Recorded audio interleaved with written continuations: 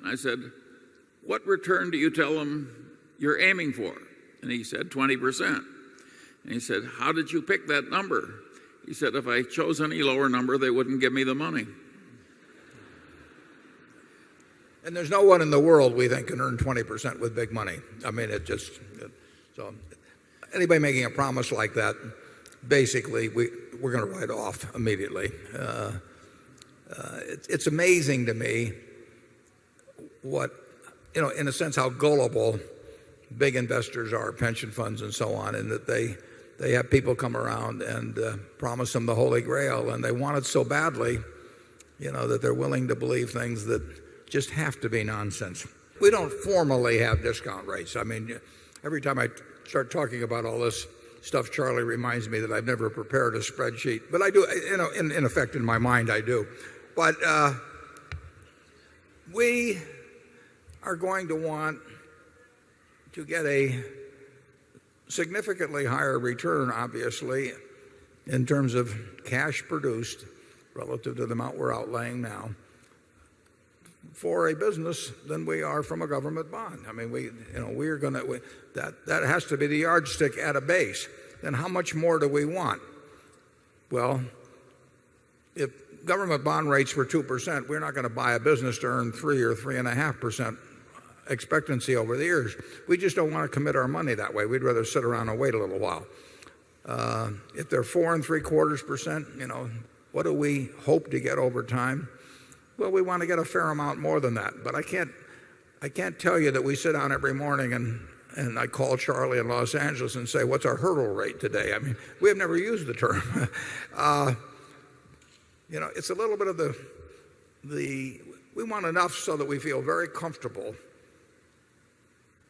if they close on the stock market for a couple of years, if interest rates go up another 100 basis points or 200 basis points, we're still happy with what we bought. And above that, I really, I know it sounds kind of fuzzy, but it is fuzzy. Charlie? Yeah, the concept of a hurdle rate makes nothing but sense, and yet a lot of terrible errors are made by people who are talking about hurdle rates. Just because you can measure something and guess it doesn't mean that it's the controlling variable in what you're dealing with in a messy world.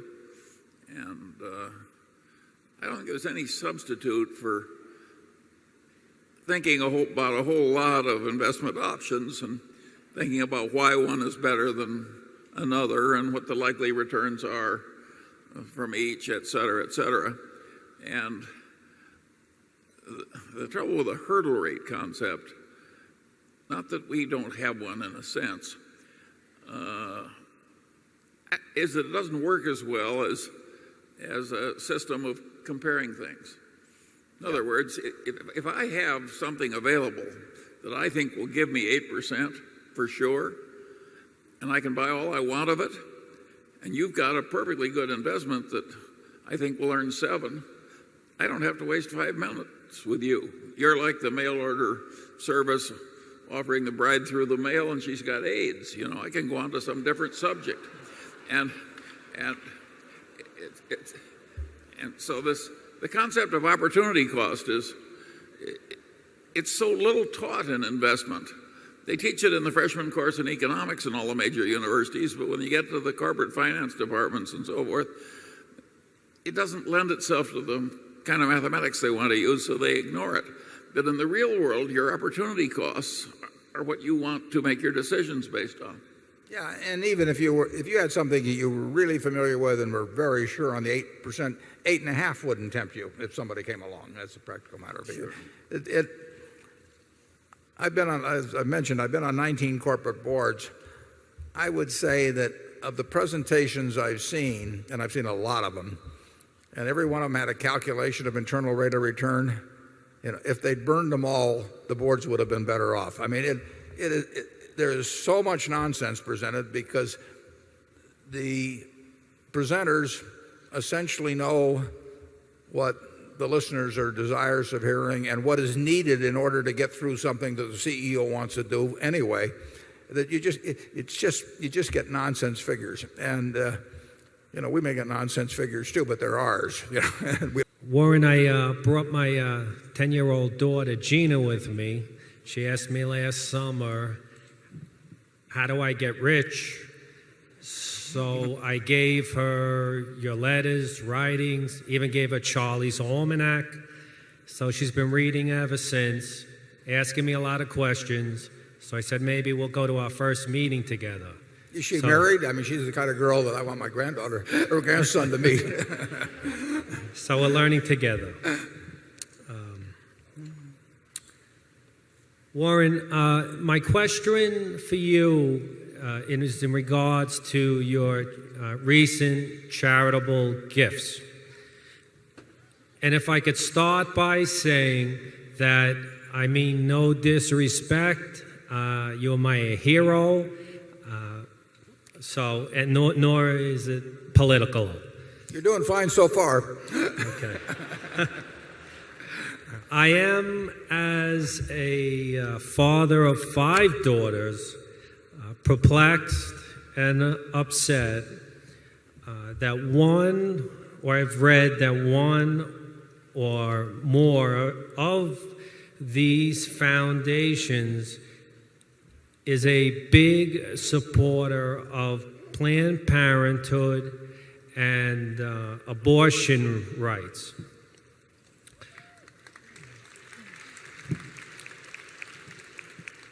If you were to go on the Planned Parenthood website, you would see a website that promotes promiscuity, goes out of its way to support internet porn. Yeah, let's get to the question, please.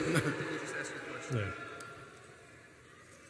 You have a The question? question is, Warren, I was hoping that you could speak to the billions of dollars that's been allocated with an agency as Planned Parenthood that is very well funded. It just doesn't seem to jive with the hero that I study, and I was hoping that you could speak to it. Yeah, well, I'll be glad to speak to it. I think it's a terrific organization. And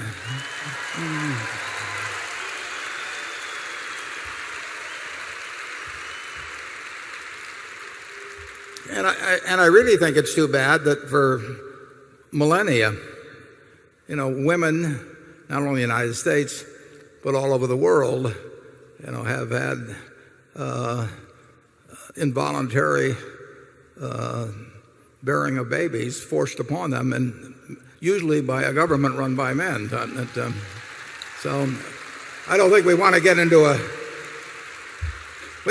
cheering contest here, but I think that it's a very important issue.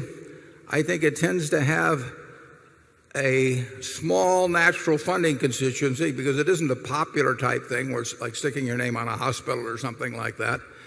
But I would say that if we'd had a Supreme Court with 9 women on it, starting when the country became the United States, that by now, I don't think a question like yours would even be raised. Men set the rules for a lot of years, and I think it's wonderful that a woman can make reproductive choices. But we've got a lot of people that disagree with me on that. I've got a lot of people that agree with me on it, and I hope you'll respect my opinion as I do yours. Thank you.